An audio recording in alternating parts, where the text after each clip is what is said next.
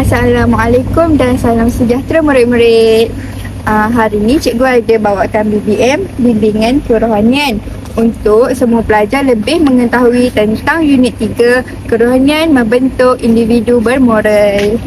Okey, inilah permainan bimbingan kerohanian. Okey, cikgu akan tunjuk cara-cara untuk bermain permainan ni. Cikgu perlukan seorang murid. Boleh tak seorang murid datang? Saya. Okay. Pegang. Pegang Okey, korang kena ada satu bola Contoh. Okey, masuk dekat kotak nombor 4. So, korang kena jawab soalan yang arah 4. Kalau dia masuk dekat kotak nombor 1, korang kena jawab soalan yang arah 1. Sama juga arah 2, arah 3 dan arah 4. Jadi, lepas ni cikgu nak murid-murid semua main permainan ni. Okey, untuk permulaan ni cikgu nak panggil ayah ni dulu untuk main BBM yang cikgu buat.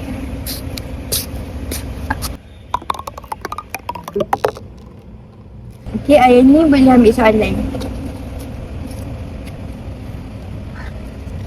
Saya dapat soalan Baca. tahap 1 tadi.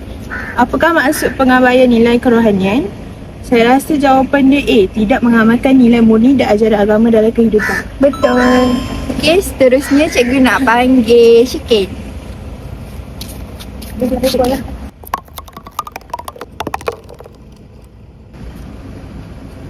Okey, soalan yang saya dapat, bagaimanakah pengabaian nilai kerohanian mempengaruhi sikap dan tingkah laku individu?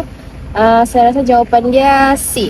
Individu menjadi lebih berhati-hati dalam setiap tindakan yang dilakukan tanpa pengaruh orang lain, dan individu menunjukkan peningkatan keyakinan diri walaupun kurang bimbingan.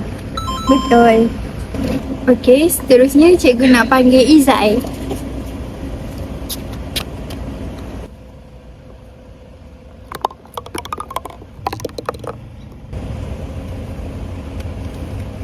Baiklah, yang saya dapat dari tahap 3, apakah kepentingan utama nilai kerohanian dalam pembentukan individu yang bermoral?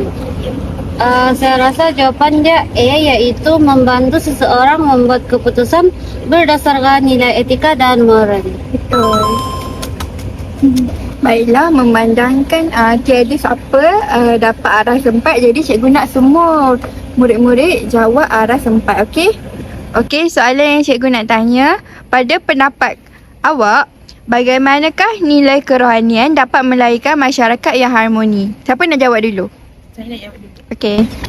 Pada pendapat saya rasa nilai kerohanian ni boleh membentuk masyarakat yang harmoni apabila dia dapat membentuk individu yang berakhlak mulia, bertanggungjawab dan menghormati orang lain. Okey, seterusnya.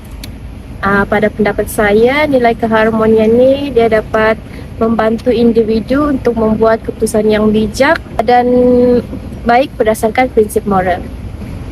Saya rasa nilai kerohanian ini dia dapat mengurangkan gejala negatif dan perselisihan, kerana penghayatan nilai kerohanian yang tinggi ini dapat mengurangkan gejala yang boleh menjejaskan keamanan seperti hasad dengki, perselisihan faham dan juga sikap mementingkan diri dalam masyarakat. Okey, cikgu rasa semua jawapan yang pelajar jawab tadi betul. Baiklah, kita akan akhiri kelas kita pada pagi ini.